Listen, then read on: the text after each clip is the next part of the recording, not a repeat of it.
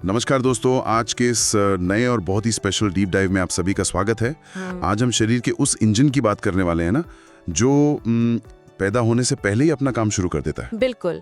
और मजेदार बात ये है कि ये बिना थके हमारी आखिरी सांस तक चलता रहता है। हाँ, क्योंकि एग्जाम के पॉइंट ऑफ व्यू से भी ये बहुत इंपॉर्टेंट है। मैंने जो नोट्स पढ़े थे ना, उसमें इसे एक डबल पंप कहा गया है। इसका क्या मतलब है? एक ही मशीन है तो डबल पंप कैसे? देखो, इंजीनियरिंग के नज़रिए से सोचो, ये एक ऐसा इंजन है जो बिल्कुल पैरेलल काम करता है। मतलब एक ही समय में ये दो अलग अलग सर्किट चला रहा है। अच्छा, पैरेलल सर्किट्स। हाँ, एक तरफ तो ये अशुद्ध रक्त को फेफड़ों में खींच रहा है ताकि वहां से ऑक्सीजन मिल सके, और ठीक उसी मिलीसेकंड में ना इसके दूसरे हिस्से से शुद्ध रक्त पूरे शरीर की कोशिकाओं तक तेज प्रेशर से फेंका जा रहा है। मतलब एक ही टाइम पर दो अलग काम। पर एक और चीज जो मुझे बहुत सरप्राइजिंग लगी, वो एग्जाम अलर्ट वाले सेक्शन में थी। उसमें लिखा था कि हृदय एक मायोजेनिक अंग है। हाँ, ये बहुत ही क्रिटिकल पॉइंट है। एग्जाम में डायरेक्ट पूछा जाता है। मायोजेनिक में मायो का मतलब है मांसपेशी और जेनिक मतलब उत्पत्ति। मैं समझाती हूँ। इसका सीधा सा अर्थ है कि दिल अपना करंट खुद बनाता है। वेट, खुद बनाता है? क्या इसे धड़कने के लिए हमारे दिमाग से कोई करंट या सिग्नल नहीं चाहिए होता? नहीं, बिल्कुल नहीं। यही तो सबसे बड़ा ट्विस्ट है। इसे दिमाग के करंट की कोई आवश्यकता नहीं है। अगर मान लो किसी वजह से इंसान ब्रेन डेड हो जाए तो भी उसका दिल धड़कता रहता है। सच में? मतलब इसके पास अपनी खुद की एक इनबिल्ट बैटरी है? बिल्कुल सही पकड़ा।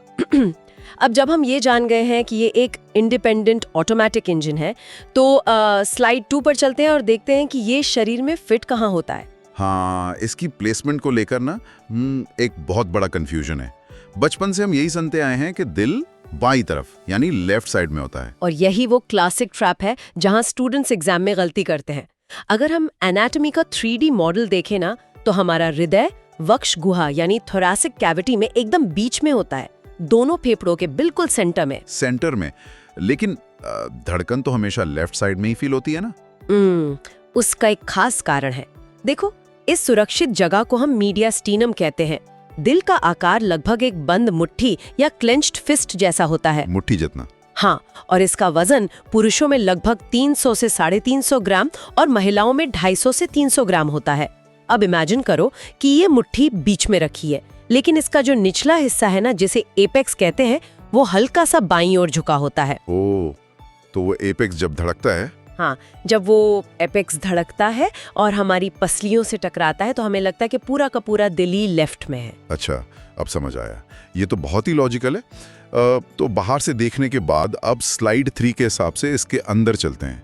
इसे नोट्स में एक 4 कमरे वाले घर की तरह बताया गया है। बिल्कुल, पर कमरों के अंदर जाने से पहले इसकी दीवारों को समझना होगा। इसकी 3 परतें होती हैं। सबसे बाहर वाली प्रोटेक्टिव लेयर है एपिकार्डियम। सबसे अंदर वाली एकदम चिकनी लेयर है एंडोकार्डियम। चिकनी लेयर ताकि खून आसानी से बह सके, है ना? एकदम सही। लेकिन जो सबसे अहम परत है वो इन दोनों के बीच में है, मायोकार्डियम। यही वो मोटी लेयर है जो कॉन्ट्रैक्शन या संकुचन करती है। सारा पंपिंग का काम इसी का है। राइट। और इसके अंदर वो 4 कमरे होते हैं? हाँ, ऊपर के 2 छोटे कमरों को हम आलिंद या एट्रिया कहते हैं, और नीचे के 2 बड़े कमरों को निलया या वेंट्रिकल्स कहते हैं। पर मैम, एक बात सोच रहा था मैं।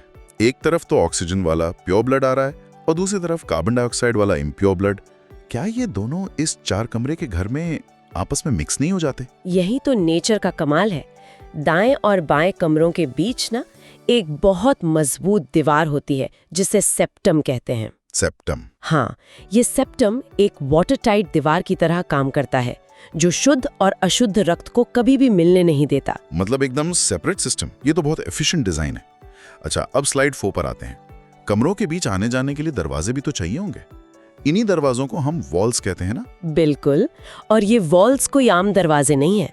ये 1 वे ट्रैफिक कंट्रोलर है। मुख्य रूप से 3 तरह के वाल्व होते हैं। पहला ट्राइकस्पिड वाल्व, जो दाएं आलिंद और दाएं निलय के बीच होता है। और बाईं तरफ? बाईं तरफ होता है बाइकस्पिड वाल्व, जिसे हम मिट्रल वाल्व भी कहते हैं। और तीसरा है अर्धचंद्राकार या सेमी लूनर वाल्व, जो नीचे के वेंट्रिकल्स और मुख्य धमनियों के बीच होता है।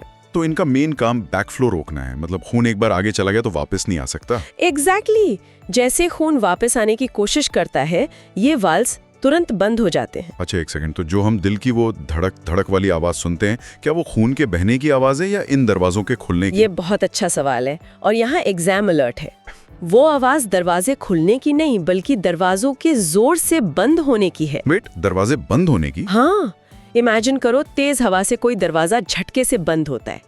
जो पहली आवाज है ना, जिसे साइंस में लब या लब कहते हैं, वो ट्राइकस्पिड और बाइकस्पिड वाल्व के एक साथ बंद होने पर आती है। और दूसरी आवाज? दूसरी आवाज है डप या डप।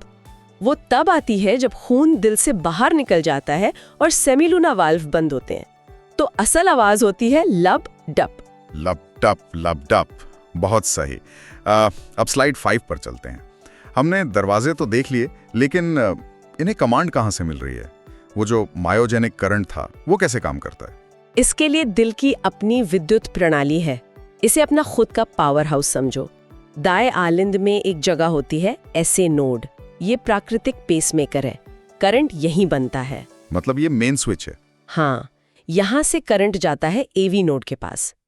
लेकिन यहाँ एक मास्टर डिले होता है। AV नोड करंट को तुरंत आगे नहीं भेजता, वो इसे 0.1 सेकंड के लिए रोक लेता है। वेट, 0.1 सेकंड का डिले? पर क्यों? करंट तो सीधा आगे जाना चाहिए ना, अगर वो रुकेगा तो प्रॉब्लम नहीं होगी? तुम खुद लॉजिक लगाओ। अगर करंट एक साथ पूरे दिल में फैल जाए तो क्या होगा?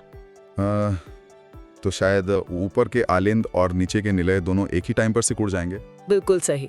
और अगर ऐसा हुआ तो मशीन फेल हो जाएगी। ये 0.1 सेकंड का डिले इसलिए है ताकि आलिंद पूरी तरह से सिकुड़कर अपना खून नीचे निलय में भर सके। जब वो खाली हो जाते हैं तब करंट आगे बढ़ता है। ओह, तो ताकि खून बीच में न फंस जाए। और फिर AV नोड से करंट आगे कैसे जाता है? वहां से ये बंडल ऑफ हिज और फिर पुरकिंजे तंतु के माध्यम से निलय की मोटी दीवारों में बहुत तेजी से फैल जाता है। ये टाइमिंग तो सच में माइंड ब्लोइंग है। स्लाइड 6 में इस पूरे हृदय चक्र या कार्डियक साइकिल का गणित समझाया गया है। लिखा है कि एक पूरी धड़कन में केवल 0.8 सेकंड लगते हैं। हाँ, सिर्फ 0.8 सेकंड। अब इसका डिस्ट्रीब्यूशन देखो। सबसे पहले आलिंद प्रकुंचन होता है, यानी ऊपर के कमरों का सिकुड़ना। इसमें लगता है 0.1 सेकंड। ठीक है। फिर होता है निलय प्रकुंचन, जब नीचे के कमरे रक्त को शरीर में पंप करते हैं। इसमें 0.3 सेकंड लगते हैं। एक मिनट, 0.1 और 0.3, ये तो बस 0.4 सेकंड हुए।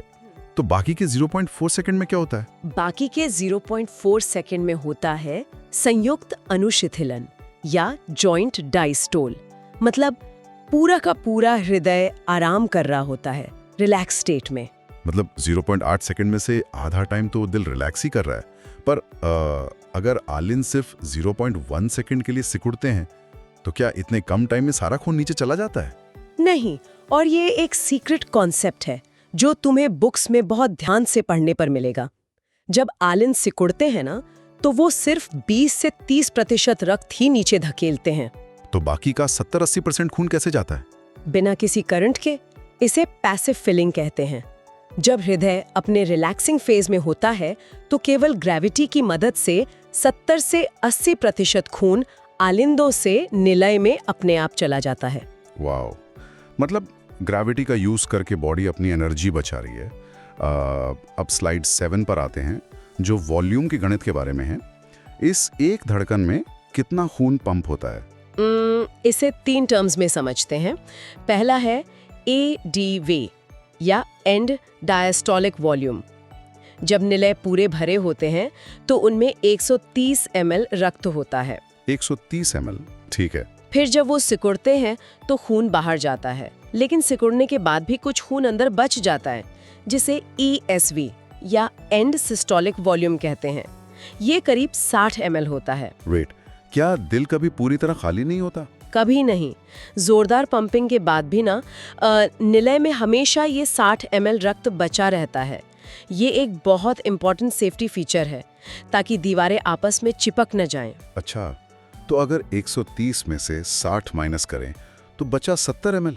बिल्कुल, और इसी 70 ml को हम स्ट्रोक वॉल्यूम कहते हैं। मतलब एक धड़कन में इतना रक्त पंप हुआ। अब कार्डियक आउटपुट निकालो।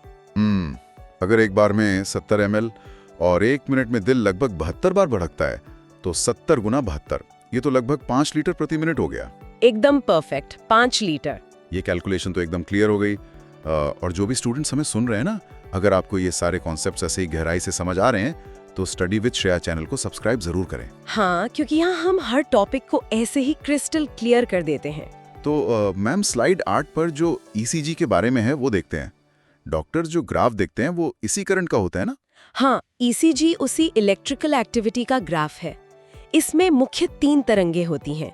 P वेव जो बताती है कि आलिंद सिकुड़ रहे हैं, यानी उनका विध्रुवण हो रहा है। और वो जो बीच में एक बड़ा सा स्पाइक होता है ग्राफ में, उसे QRS सम्मिश्र कहते हैं। ये तब बनता है जब नीचे के निले सिकुड़ते हैं। और आखिरी होती है T वेव, जब निले वापस रिलैक्स अवस्था में आते हैं। समझ गया। पर एक चीज और है, क्या दिल सिर्फ एक पंप है या कुछ और भी बनाता है? नोट्स में एक हार्मोन का जिक्र था। हाँ, ये एग्जाम अलर्ट है। हृदय की आलिंद वाली दीवारें एक हार्मोन भी बनाती हैं, जिसे ANP कहते हैं। जब ब्लड प्रेशर बढ़ जाता है तो ये हार्मोन रिलीज होता है, जो प्रेशर को कम करने का काम करता है। मतलब दिल खुद का प्रेशर खुद ही मैनेज कर लेता है। अब स्लाइड 9 पर चलते हैं। ये वो स्टूडेंट ट्रैप है जहां धमनियों और शिराओं में कंफ्यूजन होता है। बिल्कुल। देखो, सामान्य नियम ये है कि धमनियां यानी आर्टरीज हमेशा शुद्ध रक्त ले जाती हैं और शिराएं यानी वेन्स अशुद्ध रक्त लाती हैं। हाँ, ये तो बेसिक है। लेकिन फेफड़ों के केस में ये नियम एकदम उलट जाता है। फुफ्फुसीय धमनी यानी पल्मोनरी आर्टरी इकलौती धमनी है जो अशुद्ध यानी नीला रक्त ले जाती है, और पल्मोनरी वेन शुद्ध रक्त लाती है। मतलब एग्जाम में जहां भी पल्मोनरी शब्द दिखे, हमें तुरंत अलर्ट हो जाना है कि यहाँ नॉर्मल रूल काम नहीं करेगा। एकदम सहेल। पल्मोनरी मतलब रूल रिवर्स। अब स्लाइड 10 पर आते हैं, जहां से सीधे असर्शन रीजन वाले सवाल आते हैं। पहला पॉइंट ये है कि बाएं निलय की दीवार दाएं निलय से 3 गुना अधिक मोटी होती है। 3 गुना मोटी? ऐसा क्यों? क्योंकि बाएं निलय को पूरे शरीर में एकदम हाई प्रेशर के खिलाफ रक्त पंप करना होता है, जबकि दाएं वाले को सिर्फ पास के फेफड़ों तक खून भेजना है। Make sense. अच्छा, एक और डाउट है, अगर दिल खुद धड़कता है तो फिर हमारा जो ब्रेन का हिस्सा है मेड्यूला ऑब्लोंगेटा, वो इसे कंट्रोल क्यों करता है? ये बहुत शानदार सवाल है। देखो, दिल अपनी धड़कन खुद बनाता है, ये तो सच है, लेकिन उसे तेज या धीमा करने का जो रिमोट कंट्रोल है ना, वो मेड्यूला के पास है। मतलब वो सिर्फ स्पीड कंट्रोल करता है? हाँ, अनुकंपी या सिंपैथेटिक नर्वस सिस्टम धड़कन की दर बढ़ाता है और परानुकंपी या पैरासिम्पैथेटिक सिस्टम उसे घटाता है। करंट दिल का, पर एक्सेलरेटर दिमाग का। वाह, क्या मस्त तरीके से समझाया। अब स्लाइड 11 पर आते हैं। इन सब मुश्किल नामों को याद रखने की कोई ट्रिक है क्या? बिल्कुल, देसी ट्रिक्स। पहली है वैम्पायर ट्रिक। V से वैम्पायर और V से वेन्स। वैम्पायर हमेशा अशुद्ध या डरावने नीले रूप में होते हैं, तो याद रखो कि वेन्स हमेशा अशुद्ध रक्त लाती हैं। हाँ। वैम्पायर ट्रिक, ये तो कभी नहीं भूलूंगा। और वाल्व्स के लिए?